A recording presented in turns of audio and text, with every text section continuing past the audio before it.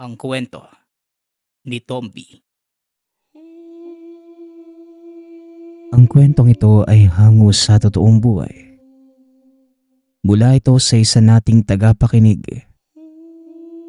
Naitago na lang natin sa pangalang Islaw. Walang eksaktong taon. Kalibo, Aklan. Bata pa lamang si Islaw nang maulila sa magulang. Tanging si Lolo Alfonso at Tia Susana lamang ang tanging kasama nito mula magkaisip.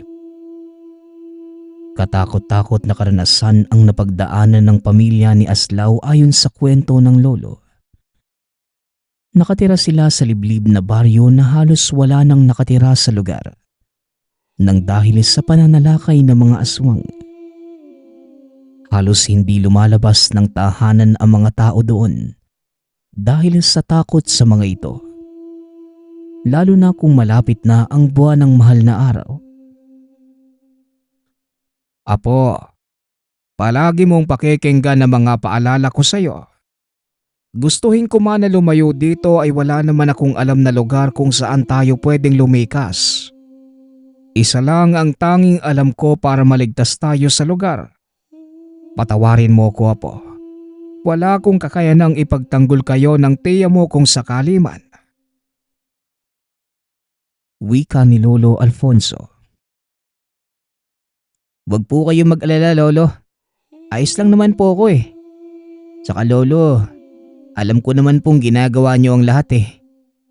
Siya nga po pala, naglaga po ako ng saging. Wala na po kasi tayong bigas eh. Saka Lo, saan na naman po ba kayo galing? Kanina ko pa kayo hinahanap ah. Sabi ni Tia may tinatrabaho kayo. Halos araw-araw na po kayong umaalis. Tugon ni Islaw. Dyan lang, Apo. Naglibot-libot. Natatakot ka ba? Kasama mo naman ang tiya mo ah. Alam mo kasi, Apo, kailangan na nating magkaroon ng alay at malapit na naman ang pagbaba ng dyablo. Ilang araw na lang sasapit na naman ang Semana Santa. Siya nga pala, may bibigay ako sa inyo. Nakikita mo itong kwintas ko. Ito ang tanda ko para hindi mapahamak. Kaya ito pinagawang ko din kayo. Wag na wag nyo itong uhubarin ha. Kahit anong mangyari. So sana sa'yo ko hinahabili ng pamangkin mo ha. Mapapasan ba't makakahanap din tayo ng masasandalan? Sa ngayon, tanging ito lamang ang paraan ng ating kaligtasan. Wika ni Lolo Alfonso. Mapapasan ba tay? Magwawakas din ito. Ako man, lubos na nababahala eh. Lalo na sa'yo. Naway kaawaan tayo ng Panginoon na ang lahat ng ating ginagawa para lamang sa ikaliligtas ng ating mga buhay.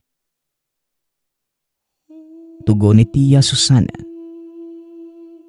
Sinuot ng bata ang kwintas na parang gawa sa maliit na kabibe ang pendant. Kulay berde na parang may kung anong katagang nakaukit. Ganon din ang tiyahin. Mahaba ang litanyang naihayag ng lolo. Pero ang tanging pumasok lamang sa utak ng bata, pangontra sa mga anak ng dilim. Ayon sa lolo, iilan lamang sa mga kabaryo ang nabigyan nito. Kaya laking pasasalamat na matanda. Kahit papano may proteksyon sila laban sa mga nilalang na namiminsala sa lugar. Maliban pa doon, ang tahanan ay napalibutan ng mga pangontra. May mataas na bakod na gawa sa kawayan. Tinaniman ng makabuhay na kung saan nagsisilbing proteksyon ng buong tahanan. Napapalibutan din ng naglalakihang puno ng saging na siyang nagsisilbing pantakip sa paligid. Maganda ang baryo nila kung tutuusin.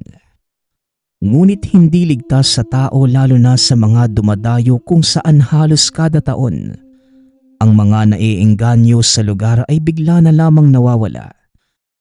Dahil lingid sa kaalaman ng mga pumapasyal ang malagim na sekretong bumabalot sa baryo. Dagdagan pang ginagamit ng tagalugar ang pagkakataong yun para makakuha ng alay, kung saan iaalay nila sa araw ng pananalakay ng mga dyablo. Halos buong bayan ay alam ang nangyayari sa lugar, ngunit pinipili ng mga itong itago ang lihim sa kadahilanan. Ito lamang ang paraan para sa kanilang kaligtasan. Isang umaga, may namata ang grupo ng kalalakihan si Lolo Alfonso. Tila mga binatilyong mga ngaso dahil sa postura at bihis. Napangiti ng bahagya ang matanda at hindi na sila mahihirapang maghanap. Kaunting pagpapaliwanag lamang sa lugar. Sobrang ganda. Babundok ito at sobrang dami ng mga iba't ibang puno. At kapag naabot ang mataas na bahagi ng lugar, makikita ang kagandahan ng kalawakan ng dagat. Apo, maaga tayo maghahapunan mamaya. Pagod ang lolo at gusto kong matulog ng maaga. So sana, alam mo na ang gagawin ha. Bata pa itong si Islaw para maintindihan ang mga nangyayari. Wika ni Lolo Alfonso. Sa tamang panahon, Tay, maiintindihan niya din ang lahat. Sa ngayon, iwasan na muna nating maglahad sa kanya ng mga bagay na mahirap niyang maunawaan, lalo pat Natigil sa pagsasalita si Tia Susana. Tiya, alam ko na po, hindi na po ako bata no? Saka, akala nyo ba hindi ko alam yung mga nangyayari? Lolo, kung may magagawa lang po sana tayo eh. Sige po tiya, maghanda na po tayo na makapaghapunan na. Siya nga pala, nakita ko po yung mga lalaki kanina. Saan po yun pupunta? 'Di ba, delikadong mamundok dito sa lugar natin? Abisuhan niyo po sila baka kung ano pong mangyari sa mga yon. Wika ni Islaw. Bata ka pa nga apo. May kaalaman ka nga, pero hindi mo pa ito lubos mauunawaan. Hindi natin hawak ang mangyayari sa lugar, pero laking pagpapasalamat natin kung may naakyat dito. Sila ang magliligtas sa buhay natin. Mahabang paliwanagan, pero ano man ang mangyari, lagi mong ipagpasalamat sa Diyos na lagi tayong nililigtas. Nagpapadala ng mga taong kahalili natin. Sa mundong ito apo, kailangan natin ng iba para mabuhay. Tugon ni Lolo Alfonso. Tay, sige na po. Maghanda na po tayo. Ipagpasalamat natin na maganda ang lupaing kinatitirikan ng bahay natin.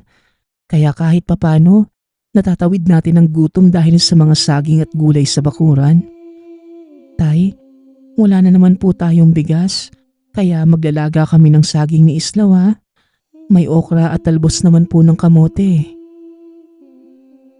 Wika ni Susana. Masarap ang hapunan lolo. Siya nga pala lo, pag nakita mo po yung mga lalaki, pauwi mo na po sila ha.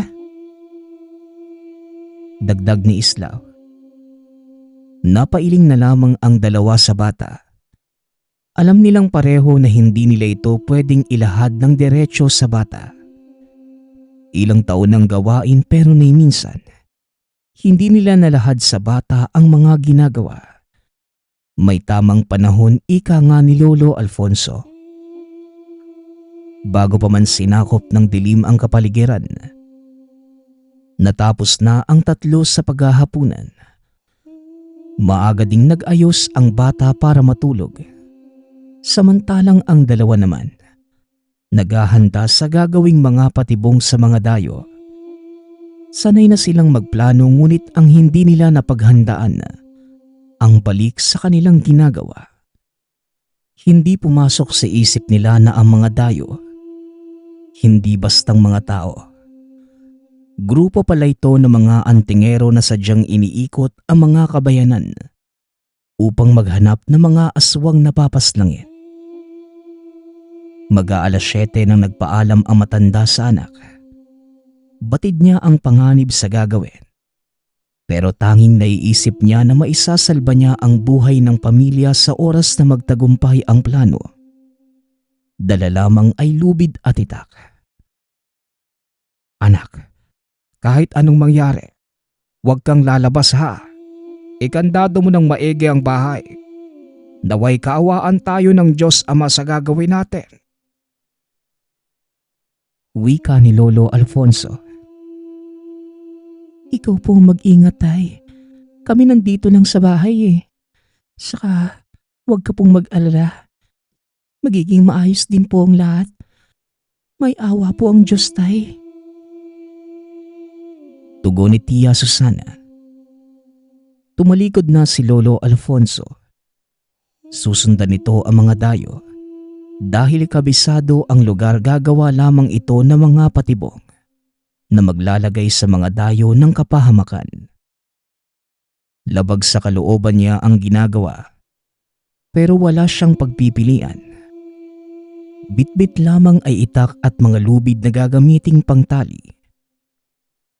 Dating gawi magagawa ito ng bitin. Katawagan sa uri ng patibong. Ilang sandali ang lumipas nang may makita siyang tumpok ng kahoy na sinigaan. Pero tila walang tao sa lugar. Sa isip-isip na matanda, baka naglakbay na sa kailaliman ng gabi ang mga dayo. Nagtago siya sa malaking siwang ng punong kahoy na malapit sa lugar at nagmatsyag. Sa kanyang pagmamasid, nakaramdam ang matanda ng pag-alinsangan ng lugar. Biglang uminit kahit maganda naman ang panahon. Sa pagmamasid sa lugar at kanyang pakiramdam, ilang saglit lang ang lumipas nang makarinig siya ng pagkaluskos. Tila malapit lang sa lugar na pinagtataguan. Nakaramdam siya ng tensyon nang masipat ang tatlong figura na halos di pa na lamang ang pagitan sa kanya. Alam niyang hindi ito ang mga kalalakihang nakita kanina. Naiisip niyang ang mga halimaw na ito. Naengganyo sa usok na nagmumula sa siga na ginawa ng mga dayo. Napalunok ng laway ang matanda nang masipat niyang inaamoy-amoy na mga nilalang ang bawat lugar na madadaanan ng mga ito. Minuto lamang ang nakalipas nang mapansin niyang lumagpas sa lokasyon niya ang mga nilalang. Dumiretso sa tumpok ng kahoy na may siga. Hindi na siya gumagalaw sa pag-aakalang bumalik ang mga nilalang. Tahimik niya lang itong pinagmasdan. Ilang sandali pa nakaramdam siya ng mga yabag na tila papunta sa kinaroroonan ng mga nilalang. Nanlaki ang mga mata ng matanda. Nang masipat niya ang mga pasugod na mga kalalakihan sa mga nilalang. May hawak itong mga matutulis na bagay na siyang ginamit pang patay sa tatlong aswang. Hindi na nakaporma ang mga nilalang ng palibutan ito ng mga hindi kilalang lalaki. Akmang tatayo na sana ang matanda upang lumayo nang biglang may tumawag sa kanya. Alam kong sinusundan mo kami, tanda. Kung ayaw mong matulad sa mga demonyong to, lumabas ka sa pinagtataguan mo. Hindi namin alam kung bakit sa ganitong oras may kagaya mong nag-aaligid sa amin. Kaya lumabas ka dyan. Wika ni Joel. Nako, aswang din siguro yan. Mga kasama, tudasin na din natin baka mamaya. Lalabas na ako. Pakiusap. Huwag niyo akong patayin. Tao ako at hindi halimaw. Pagpaumanhin niyo na kung bakit ko kayo sinusundan. Gusto ko sana kayong abisuhan tungkol sa lugar. Hindi ko inaasahan ang ginawa ninyo. Lumapit ka dito, tanda. Kung totoong tao ka, ilantad mo ang sarili mo. Aswang lang ang pinapatay namin, kaya huwag kang magkamaling linlangin kami. Muling wika ng pinuno ng grupo. Lumabas sa pinagtataguan ang matanda. Lumapit ito sa mga lalaki. Kinakabahan man pero batid niyang hindi naman ang kagaya niya ang pinapaslang ng mga ito. Niyaya niya ang grupo sa tahanan para mapatunayan ang katauhan. Hindi naman nagdalawang isip ang mga kalalakihan. Bagkus pinaunlakan nila ito. Batidin ng grupo na hindi banta ang matanda sa kanila. Malapit lamang ang bahay nito sa lugar. Bago pa man kumatok ang matanda ay nabuksan na ito ng anak. Malayo pa lamang ay narinig na niya ang boses ng ama at ng mga kalalakihang kasama nito. Maging si Islaw, bumangon din ng may maramdamang may mga nag-uusap. Lumabas ito ng silid na kangiti. Dahil sa pag-aakalang niligtas ng lolo ang mga lalaki. Nagsipagtinginan pa ang mga ito nang lumapit ito sa lolo at nagpasalamat. Sabi ko na nga ba aabisuhan mo sila. Lolo, salamat po at ligtas sila dito. Mga... Natigil sa pagsasalita si Islaw. Bata, anong pangalan mo? Oo nga ang lolo mo ang nagdala sa amin dito. Saka, hindi ba kayo natatakot dito? Napakalapit nyo lang sa... Natatakot din po kami. Sino bang hindi takot?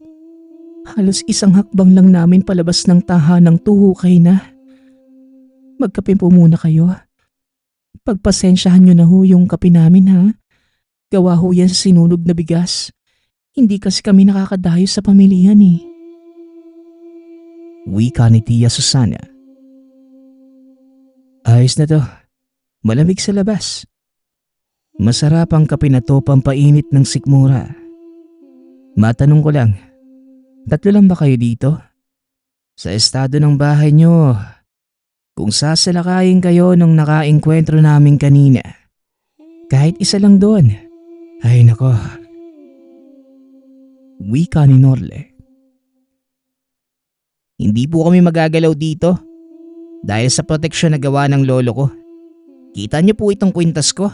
Sabi ni lolo, protection daw po ito para hindi kami magalaw ng... Islaw, bumalik ka na sa silid. At huwag kang sumali sa usapang matanda ha. Sige na, lumalalim na ang gabi. Bukas ka na magdadadaldal dyan. Sita ni Tia Susana. Nagpaalam na ang bata upang magpahinga. Nagmano pa ito isa-isa sa mga panauhin. Ilang sandali pa, habang humihigop ng kape ang lahat, kinuha na matanda ang mga gamit pangontra sa aswang. Mga itinatago-tago niyang kagamitan para depensa kung sakaling lusubin sila. Nag-aalala itong naglahad ng lahat. Alam niyang delikado na din sila sa lugar dahil sa nangyari. Nakakasigurado din ito na dahil sa pagpapatuloy niya sa mga dayo, malalagay ang buhay nila sa peligro. Hindi na ito nagsayang pa ng oras. Bagkus pinahanda ang mga panauhin at alam niyang lulusubin sila ng angka ng mga diablong napaslang. Mga iho, wala akong kaide-ideya kung anong pagkakakilanlan meron kayo. Pero ramdam kong matutulungan nyo kami kung sakasakali man. Susan, samahan mo muna doon sa silid si Islaw. Dahil sa nangyari kanina, sigurado kong pinaghahanap na tayo. Masusundan nila kayo dito dahil sa mga amoy ninyo. Kaya sige na't maghanda na kayo. Wika ni Lolo Alfonso. Huwag kang magalala. Sanay na kami sa pakikipaglaban sa mga halimaw. Kaya kami nandito dahil may nakapagsabi sa amin na dito daw namumugad yung mga aswang na galing pa sa Karatig Isla Alam niyo ang tinutukoy ko. Hindi pa rin tumitigil at lumilipat pa talaga sa ibang lugar. Lolo Alfonso, huwag kayong magalala at kami na ang bahalang magprotekta sa inyo. Wika ni Joel. Hindi sila sasantuhin ng agimat ko. Kahit sila pa ang makapangyari. Natigil sa pagsasalita si Norle. Tumigil ka nga sa apog mo, Norle. Samahan mo sina Ricardo at Johnny sa pag-ayos ng kailangan natin. Ihanda nyo din at hindi natin alam kung anong mangyayari. Mahaba pa ang gabi at kailangan natin maging alerto. Siya nga pala, Lolo Alfonso. Ano yung sinasabi ni Islaw na kaninang proteksyon? May anting-anting kayo? Antingero din po ba kayo? Tanong ni Joel. Hindi. Itong mga suot namin. Mahabang kwento pero ito ang tanda upang hindi kami magalaw ng mga halimaw na yon. Ito din ang tanda na hindi kami dayo. Pinagawa ko ito dahil may nakapagsabi sa akin na para sa proteksyon namin, kailangang palagi namin itong suot-suot. Tugon ni Lolo Alfonso. Hinawakan ni Joel ang kwintas. Dinama kung anong meron sa gamit. Nagkaroon siya ng interes nang maramdamang may kakaibang enerhiyang bumabalot sa kwintas. Ito'y hindi gawa ng tao. Alam niyang may tinatagong lihim ang matanda. At kung ano man yun, inihanda niya ang sarili at mga kasama. Batid niyang magiging banta ito para sa grupo kung magkataon. Kaya matapos niyang makipag-usap sa matanda, inabisuhan niya ang mga kasama at pasikretong bumuo ng plano. Naiisip na baka isang malaking pain ang nangyayari. Nagsipagpahinga na ang mga kasama. Pero inabisuhan niya itong maging alerto palagi. Maya-maya na, habang gising sa nakakaantok na gabi, tinignan niya ang mga kasama na naghihilik na sa gilid. Naalimpungatan ito nang may marinig na nag-uusap sa labas. Mahinang ginising ang mga kasama nang makaramdam na parang may mabigat na aura. Dahil gawa lang sa amakan ang bahay, kaya madali nilang nasilip kung ano ang nangyayari sa labas.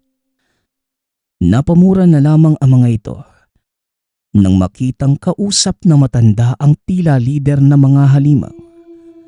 Nasa harapan ito ng bakod ng tahanan na tila gumagawa pa ng paraan ang matanda para makapasok ang mga aswang. Nagsibangon na sila at hinanda ang sarili. Sa isip ng binata, binenta sila ng matanda sa kalaban. Besting yawa, humanda na kayo at ito ang totoong engkwentro. Traidor, kung ano man ang mangyayari ngayong gabi, mga kasama, lahat ng makasalubong nyo, patayin nyo na at hindi natin alam kung sino ang kakampi. Utos ni Joel. Paano ang bata, Tiyahin? Hindi natin hawak ang utak nila. Pero batid kong labas dito mga yon. Hindi ko sila kayang gawa ng masama, lalo pa ang bata. Hindi tayo nakakasiguro. Pero sige, ano man ang mangyari, hindi natin sila idadamay. Muling wika ni Joel. Mapatawad niyo sana ang tatay ko. Wala kaming mapupuntahan kung sakaling madamay kami sa inyo. Iniisip niya lang ang kaligtasan namin. Wika ni Tia Susan. Hindi na nakapagsalita pa ang mga kaharap. Hindi nila namalayang gising pala ang dalaga at narinig ang kanilang usapan. Maging ang bata ay gising din at nakaupo lamang sa gilid. Habang tinitignan ni Joel ang bata, hindi niya maiwasang maawa sa kalagayan nito. Kaya pinangako niya sa sarili, isasama niya ang mga ito palayo sa lugar. Nagsipaghawak na sila ng mga sandatang kinargahan ng mga dasal. Bumulong ng kung anong orasyong pangproteksyon si Joel at mga kasama. Alam nilang mapapalaban sila. Pero dahil sa angking kakayanan at kumbateng pangpisikal, alam nilang madadaig nila ang mga nakapaligid sa kanila. Tila mga bandido ang aura nila ng mga oras na yon. Minuto lamang ang nakalipas nang may kung anong bumundol sa tahanan.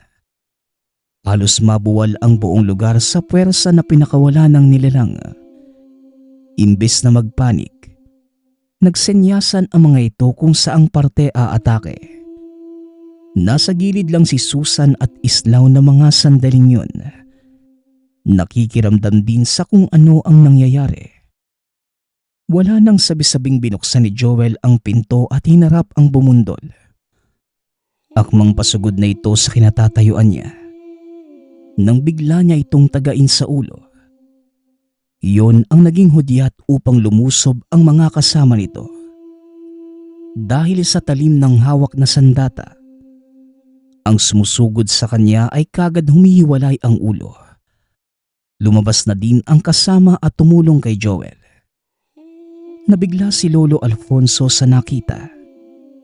Kaharapan nito ang isang aswang na tila galit na galit dahil sa nakikitang madami nang namamatay sa angkan. Walang sabi-sabi. Binalingan ang matanda at bigla itong sinakmal. Ni hindi na nakalaban pa si Lolo Alfonso at kagad itong binawian ng buhay. Tatakbo pa sana si Norle upang saklolohan ang matanda. Pero huli na.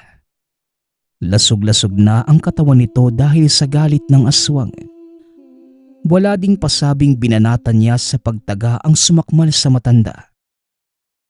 Napatras ito nang masipat niyang may mga kasamahan pa itong hindi makapasok. Dahil sa nakapalibot na makabuhay sa bakod. Diyos ko, mga kasama, huwag kayong lalagpas sa bakod at marami pa sila sa labas ng lugar na to. Lolo Alfonso, patawarin mo po kami. Wika ni Norle. Hayaan mo na yan. Wala na tayo magagawa eh. Inanin niya ang bunga ng pagtatraidor niya. Alalayan mo ang dalawang magtiyahin sa loob. Hintayin natin ang paglabas ng araw at isasama natin silang dalawa. Mga kasama, walang lalagpas sa bakod ha. Hayaan natin sila ang lumusob. Ipapakita natin sa kanila ang mangyayari sa oras na sadyay nilang pumasok dito. Wika ni Joel. Lahat ng mga napatay na aswang, inipon nila sa tapat ng bahay at sinigaan. Halos lumiwanag ang paligid dahil sa ginawa nila. Nakarinig sila ng malakas na mga pag-aangil. Maging mga paghiyaw na tila nababaliw. Hindi na nila ito pinansin bagkus hinintay nilang may sumugod pa. Ilang sandali lang tumahimik na ang lugar. Napansin na din nilang paliwanag na ang paligid. Pumasok si Joel at kinausap ang magtiyahin. Iyak ng iyak ang dalawa nang malamang wala na si Lolo Alfonso. Napasigaw pa si Islaw. Pero ipinaliwanag ng mga binata ang lahat. At para na din mailayo sa kapahamakan ng dalawa, hindi nila ito iniwan. Bagkus sinama na nila at para wala nang babalikan pa ang mga aswang. Sinunog nila ang buong lugar bago umalis. Binigyan nila ng bagong buhay ang magtiyahin. Hindi lubos maisip ni Islaw na ang pagdating ng mga antingero ang magpapabago sa takbo ng kanilang buhay. Sa pangkasalukuyan, maayos na ang buhay ni Islaw.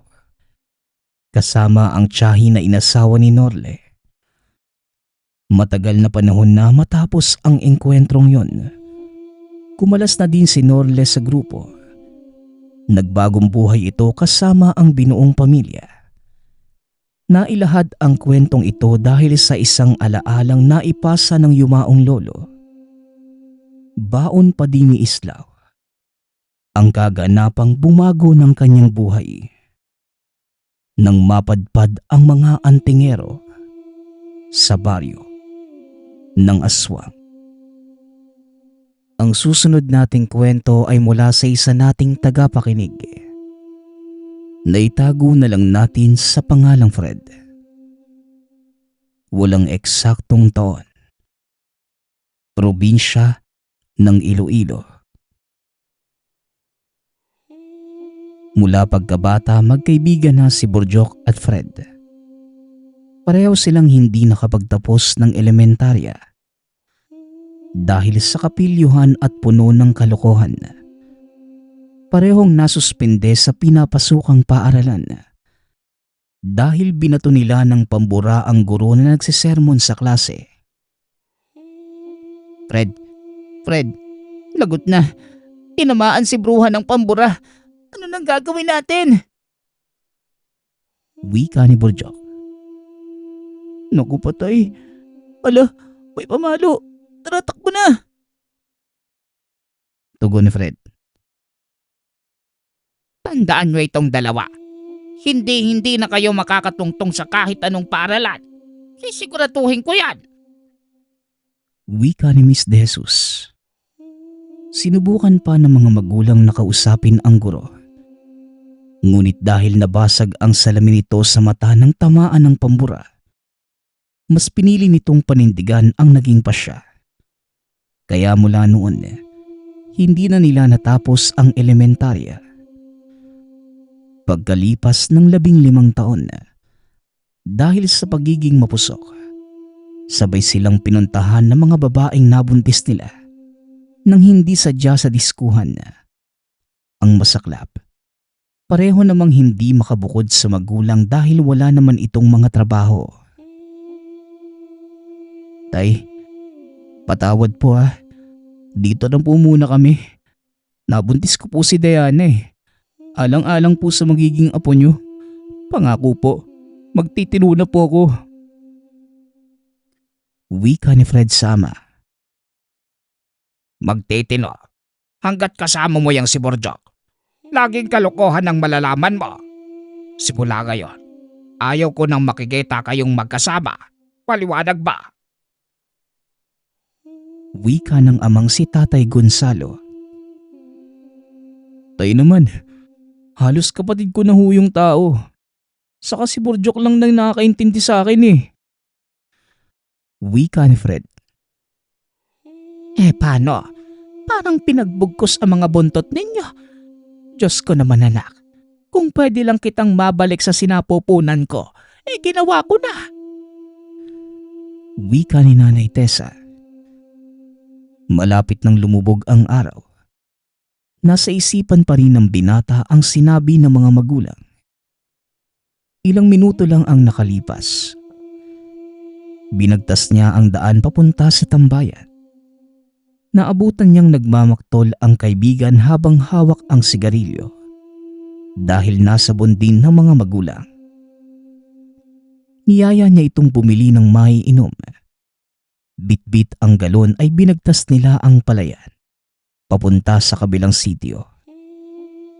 Bibili lang sana sila ng tuba nang makasalubong ang mga kaibigang nag-eekis na sa daan. Hoy mga pare, saan ang punta ninyo? Iinom kayo. Tara, doon sa may kubo. Andun yung grupo. Sama kayo. Wika ng lalaki. Natawagin na lang natin sa pangalang Bay. Salamat Bay ah. Pero parang marami na kayo dun eh. Nakakaya naman kung makikisali kami sa inyo. Wika ni Fred. Sige na tol, sama na tayo. Total, ngayong gabi na lang ang pagkakaibigan natin, di ba? Tugon ni Borjok. Nag-aalangan man pero sumama ang dalawa. Malayo pa ang kubo mula sa kinatatayuan. Nasa gitna ito ng malapad na palayan. Nadat na nilang lasing na ang mga tao roon. Habang pinapaupo sila ni Bay, nakakaramdam si Borjok ng kung ano. Maganda naman ang panahon. Mahangin dahil nasa patagan. Ngunit pakiramdam niya ay malinsangan at amoy lana ng nyog. Hindi na lang niya ito pinansin. Naiisip na baka dala lamang ng kalasingan. Naghahalakhakan pa sila habang nagkukwentuhan ng mga karanasan noong mga panahong nag-aaral pa sila. Lumipas ang ilang oras. Unti-unti nang nag-uuwian ang mga kasama. Halos madaling araw na mapagpasyahan ng dalawang umuwi na ng tahanan. Tol, Anong oras na kaya? Parang hindi ko na kaya. Dito na lang kaya tayo matulog. Wika ni Borjok. Hindi tol, umuwi na tayo. Alam mo namang magagalit na naman yung mga magulang natin pag nalamang magkasama tayo eh. Tugon ni Fred. Tahimik na binagtas ng dalawa ang daan pa uwi. Hanggang sa naihis si Fred. Tol, sige na. Mauna ka na. Susunod na lang ako. Hindi ko na mapigilan tong... Natigil si Fred nang may kung anong lumilipad papunta sa kinatatayuan. Para itong itim na payong nasasaklob sa dalawa. Napasigaw si Fred. Kasabay ng paghatak sa kaibigan at napaupo sila sa palayan. Tol, ano yun? Tanong ni Borjok. Nayari na. May hubot. Hindi tayo pwedeng maglakad. Baka madagi tayo. Tugon ni Fred. Ang mga hubot ay uri ng bagat na bagaman nakakapaminsala. Ngunit madali itong mapuksa sa pamamagitan ng apoy. Tara na. Gapangin na lang natin papuntang dulo. Wala pa naman tayong dalang pangsiga. Mungkahi ni Fred. Meron akong posporo. Pero dalawa na lang to eh. Ito oh. Tugon ni Borjok. Sabay abot ng kahas sa kaibigan. Pagkabukas nun, nanlumos sila nang makita na wala na itong laman na, kundi isang putol na posporo. Naku naman oh. Kung minamalas ka nga naman. Pero ganito na lang. Hahanap tayo ng pwedeng masigaan. Wika ni Fred. Habang gumagapang, naririnig nila ang pagaspas na nakasunod sa kanila. Ang mas nakakapagpatindig pa ng balahibo ay ang malakas na tunog na ginagawa ng nilalang. Hindi na napigilan ng magkaibigan maihi sa suot na pangbaba. Ilang minutong gapangan pa at halos sumuot sila sa matatalim na talahiban. Biglang nakakita sila na nakatumpok na kugon. Na mga panahong yon, ang kugon ay sadyang ginagapas at pinapatuyo upang magawang silong ng mga kubo. Madalas itong tinutumpok sa gilid ng pilapil ng ilang araw. Wala nang paraan tol. Bahala na. Wika ni Fred. Kinuha niya ang palito. Dahil sa panginginig ng mga kamay, nalaglag pa ang kaputol. Napalingon sila nang marinig na sumisigaw si Bay. Iisa lang naman sila ng baryo at dadaanan. Nagsisigaw ito na halos mapunit na ang lalamunan. Nagkaroon ang dalawa ng pagkakataong masindihan ang tumpok ng kugon. Sa pagkakataong yon, mabilis na kumalat ang apoy. Tumayo ang dalawa nang makita ang buong paligid. Dahil sa liwanag ng apoy, dito nila nakita si Bay na naghahabol ng hininga. Tila may kung anong bagay na nakasaklob sa ulo. Hoy Alimaw, pag hindi mo binitawan ang kaibigan namin, susunugin kita. Banta ni Fred. Halos 5 metro lang ang pagitan nito sa kinatatayuan nila. Dumakot ang kaibigan ng bungkos na nag-aapoy na kugon at winasiwas sa hangin. Akmang susuguri na nila ang nilalang nang bigla itong kumalas. Habol hiningang nagpapasalamat si Bay sa dalawang magkaibigan. Halos mapuno ng dugo ang pagmumukha nito dahil sa nilalang. Inakay ng dalawa si Bay habang magkabilaan ang hawak sa bungkos ng umaapoy na kugon. Sa kada madaan ng kugon, sinisigaan nila ito upang masiguradong hindi na sila masundan ng elemento. Malapit na sila sa mga kabahayan at nang lingunin ng daan, malapad na pala ang nasindihan ng dalawa. Maging ang mga pananim na malapit ng anihan ay natupok. Yawa, parang mapapalo na tayo nito ah. Bahala na. Harapin na lang natin sa barangay ang magrereklamo. Wika ni Fred. Huwag kayong mag-alala. Ako na ang bahala. Ipapaayos ko na lang yan kay tatay bukas. Yan na lang ang may gaganti ko sa pagligtas niyo sa buhay ko.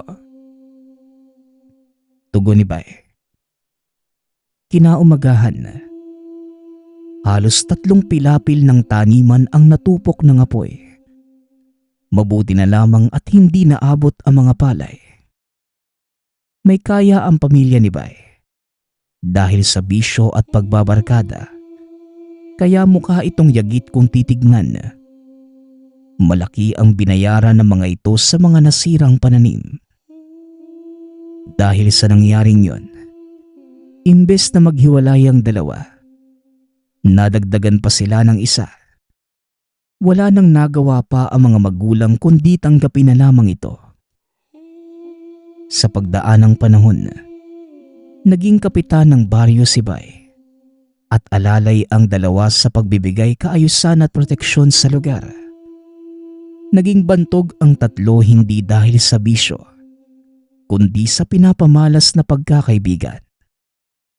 Natigil na rin ang kanilang mga kalokohan at nagseryoso sa buhay at pagbigay ng serbisyo sa mga tao, lalo na sa mga kabataan. Ang huli nating kwento ay mula sa isa nating tagapakinig. Naitago na lang natin sa pangalang Pedra. Walang eksaktong taon. Probinsya ng Iloilo. Si Pedra ay masipag at matyagang bata. Lahat ginagawa matustusan lamang ang sarili sa pang-araw-araw. Nakikitira lamang ito sa bahay ng tiyahin na itago na lang natin sa pangalang Bet. Mula noong mamatay ang mga magulang. High school pa lang, natuto na itong maglagari sa kung saang patimpalak. Nagawa na rin na maglako ng kung ano-ano may pandagdag lamang sa baon. Sobrang aktibo din ng dalaga sa paaralan. Sumasali din ito sa mga patimpala kagaya ng sayaw at pagkanta. Hindi para makakuha ng kung anong karangalan, kundi dahil may premyo kahit manalo o matalo. May pera pa rin siyang nakukuha. Naku Pedra, mag-ensayo ka na. Maaga tayong mag-aayos ngayon ha. May kantahan sa kabilang barangay. Ay nako, 5,000 ang premyo. Sayang pag di ka nakasali. Wika ng kaibigang tawagin na lang natin sa pangalang RG. Sige RG, gusto ko yan. Salamat ha. Ikaw mo mag-aayos sa akin. Saka pahiramin mo na din ako ng gown. Salamat ha. Tugon ni Pedra. Ano pa nga ba? Kung hindi lang kita mahal eh. Pero maiba ako Pedra. Malapit na ang graduation na. Papasok ka ba ng kolehiyo? Tanong ni RG. Hindi ko pa alam eh. Mahirap sa kolehiyo. Alam mo naman, kahit baon hindi ako naaabutan. Pero sige, sisikapin kong makapag-racket pa ng marami. Saka salamat ha, palagi mo akong tinutulungan. Tugon ng dalaga. Maaga pa lang sinundo na siya ng kaibigan. Nagpaalam ito kay Tia Beth. Nasanay naman na ang tiyahin sa ginagawa ng pamangkin. Ang totoo, mas pabor sa kanila ang ginagawa ng dalaga dahil kahit papano, nakakapag-abot din naman ito sa kanila. Kasama ang kaibigan sakay ng habal-habal. Pumunta sila sa Karatig Barangay.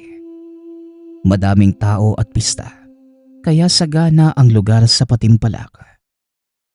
Agaw pansin ang aura ni Pedra sa lahat ng kalahok. Hindi lamang sa maganda ang katawan ng dalaga, kundi napakaganda pa ng muka. Habang nasa pila, agaw pansin ang itsura nito hanggang sa isang lalaki ang naupo mismo sa upuan ng mga hurado. Bahagyang umiti ito sa kanya. Naginantihan din naman niya ng ngiti. Natapos naman ng maayos ang pagtatanghal. Nakuha niya ang unang papremyo. Halos maiyak si Pedra nang malamang may-ari ng isang institusyon. Ang lalaking huradong nakangiti sa kanya. Maliban sa perang napalanunan, kumuha din sila ng 3 kalahok na mapagkakalooban ng scholarship sa isang universidad sa Iloilo. Isa rin si Pedra sa maswerteng napili. Naku, Peds, masayang masaya ako para sa'yo. Binabati kita. Ayan ha, alam mo kung hindi mo yan palalampasin, diyan na din ako mag-e-enroll para magkasama pa din tayo. Natutuwa ako para sa'yo, Peds. Wika ni RG. Maraming salamat, Bex ha. Hulog ka talaga ng langit sa akin. Kung hindi dahil sa'yo, wala ako dito ngayon. Tugon ni Pedra, sabay yakap sa kaibigan. Biglang may umubo sa likuran. Pagbati. Ang galing-galing mo kanina, Pedra. Tama. Ayoko namang maging sobrang formal sa'yo. Medyo maraming tao kanina sa entablado kaya hindi man lang kita nabate. Sa susunod na buwan ha, sana kunin mo yung pagkakataon na meron ka. Ako mismo ang bahala ng kakailanganin mo. Sulatan mo lang ako ha. Wika ni Ted. Iniabot nito ang isang maliit na papel kung saan nakasulat ang address at nagpaalam na din sa kanila hanggang sa umuwi na din ang dalawa. Makalipas ang ilang buwan, naging abala na ang dalaga sa pag-aayos ng mga kakailanganin at sa pagtatapos ng sekundarya. Maliban sa mga talentong pinapamalas, matalino din si Pedra. Nakuha niya ang unang pwesto sa kanilang batch. Maraming mga paaralan at universidad sa syudad ang nagbukas para sa kanya. Ngunit may kung anong humihila sa kanya sa taong nag-alok ng kagandahang loob noong nakaraang araw. Natutuwa ako sa'yo, anak, sa dedikasyon mo. Kung buhay sana ang mga magulang mo.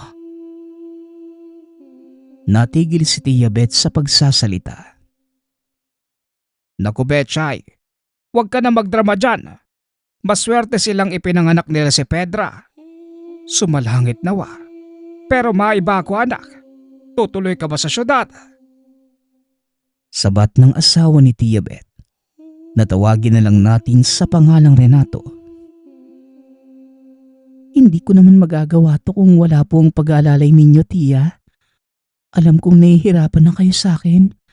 Pero ipinagpapasalamat ko sa Diyos na binigyan niyo ako ng bahay at pamilya. Saka opo, Tia. Tutuloy po ako.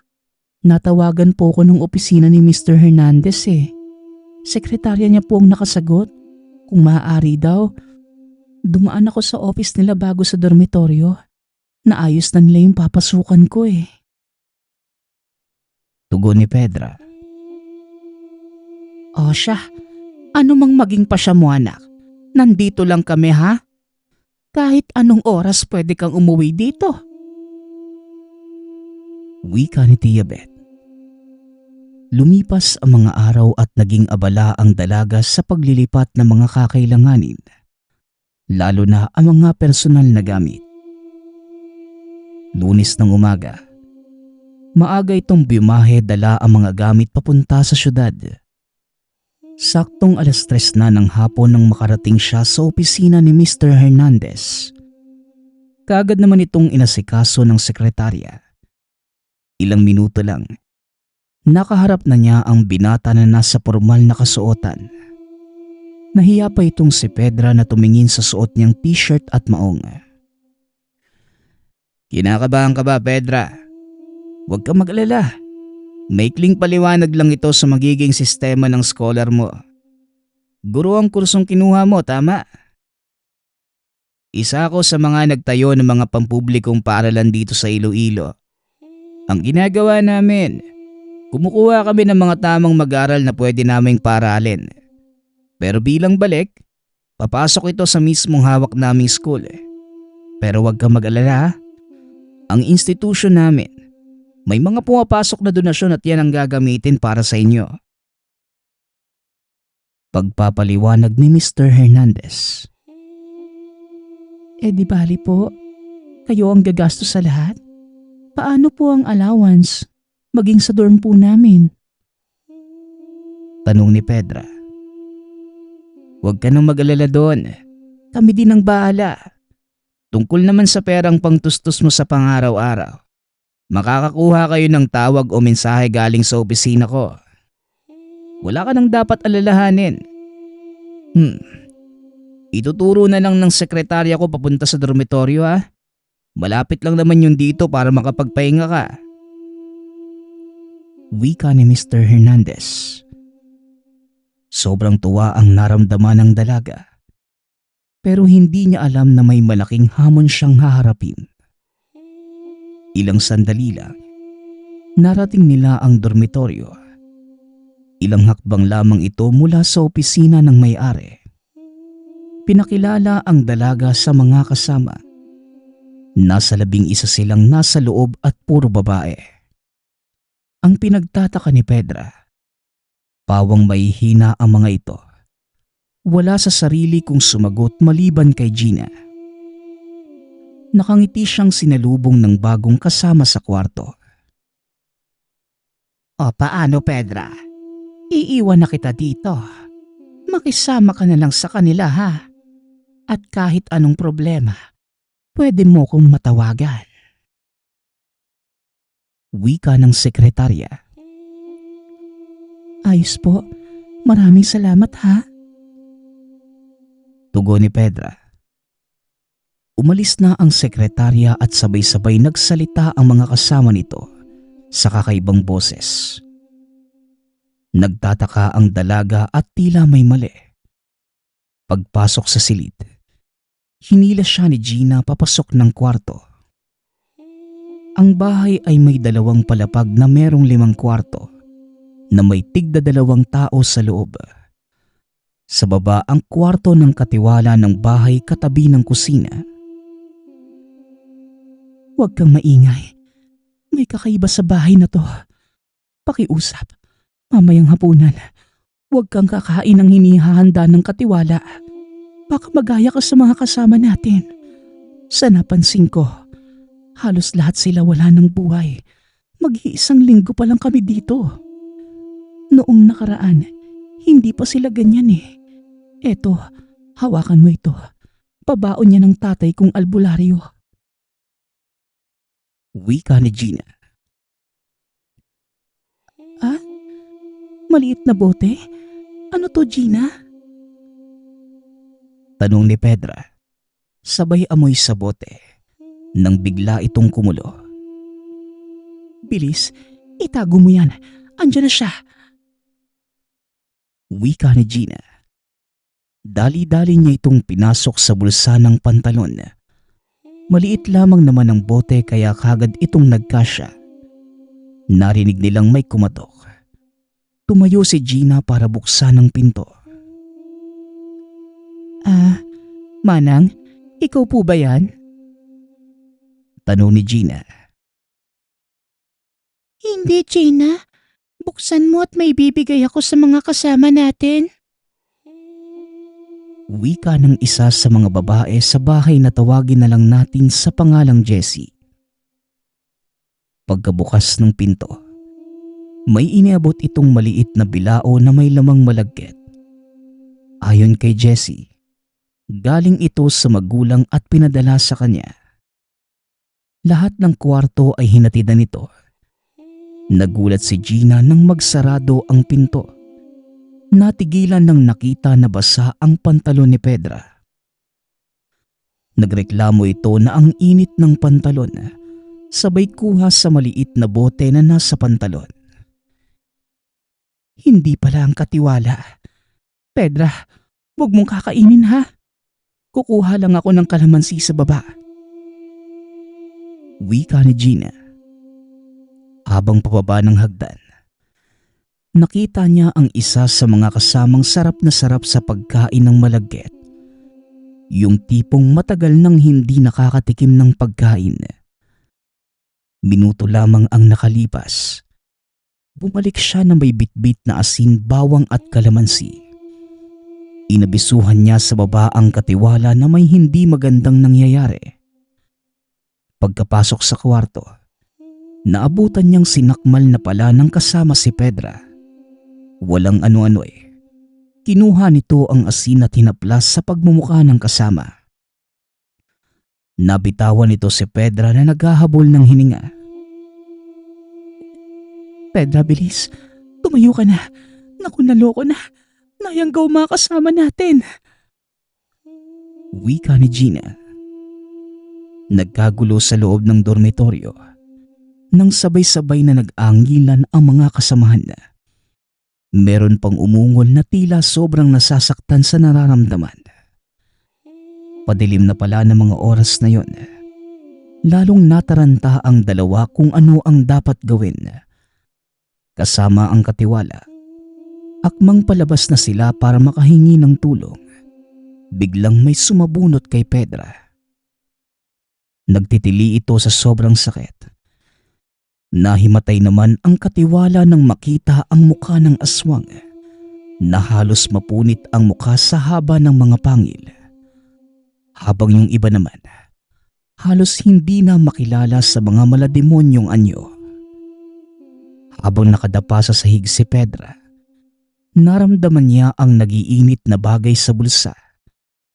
Sa kabilang banda si Gina naman, hawak ang asin at bawang, buong tapang itong hinaplas sa aswang na nakahawak kay Pedra. Nagsisigaw naman ito sa hapde.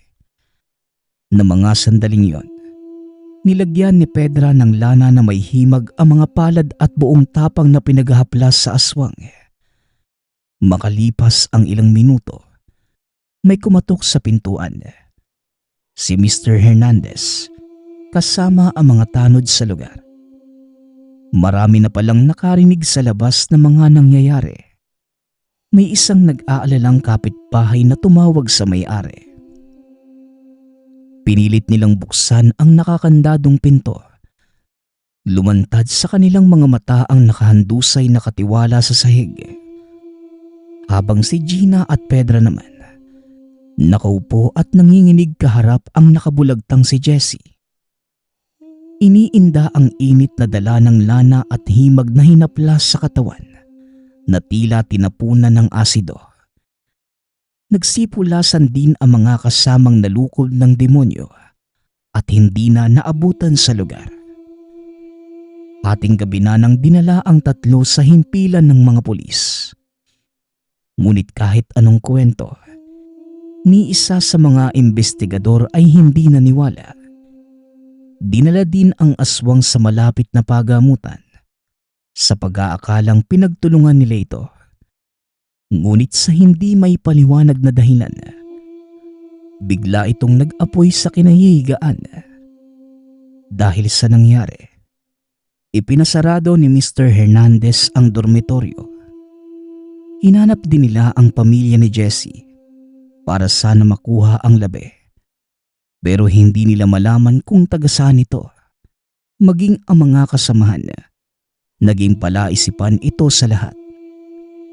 Nagpasya na ding umuwi ang dalaga dala ng takot sa pangyayari. Mas pinili na lamang nilang pumasok malapit sa pamilya. At hindi na muling ninais na bumalik sa syudad. Nagpapasalamat nga pala ako sa nagpadala ng ating kwento. Naway nagustuhan niyo ang inyong napakinggan. Nagpapasalamat din ako sa lahat ng patuloy na nakikinig at sumusuporta sa ating channel. Naway patuloy niyong suportahan at pakinggan ang ating mga kwento. Hanggang sa muling pakikinig. Paalam.